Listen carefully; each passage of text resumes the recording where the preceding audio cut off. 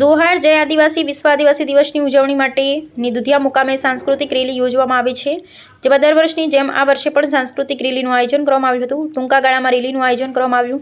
આ વખતે પણ ગણેશ મંદિરથી રેલીનું પ્રસ્થાન કરવામાં આવ્યું. આ વખતે આદિવાસી સમુદાયના 9 લીમખેડા તાલુકા પંચાયત પ્રમુખ નરવદભાઈ ડાંગી, પૂર્વ તાલુકા પંચાયત પ્રમુખ સુનિલ નીનામા, જિલ્લા પંચાયત સભ્ય દિનેશભાઈ ડામોર, તાલુકા પંચાયત સભ્ય ભાવેશ નીનામા, દુધિયા સરપંચ મનુભાઈ ભુરિયા, દુધિયાદરા સરપંચ રમણભાઈ ભુરિયા, મોટીવાવ સરપંચ ભરતભાઈ ડામોર, ભીમપુરા સરપંચ નરવદભાઈ ડાંગી, યુવા સરપંચ મિત્રો તેમજ ડોક્ટર વૈભવ કે હઠીલા, ડોક્ટર અવિનાશ નીનામા, લીમખેડા પોલીસ મથકના જમાદાર અશ્વિનભાઈ ડામોર તેમજ પટેલિયા સાહેબના હાથે તીર છોડીને કરવામાં આવ્યું હતું.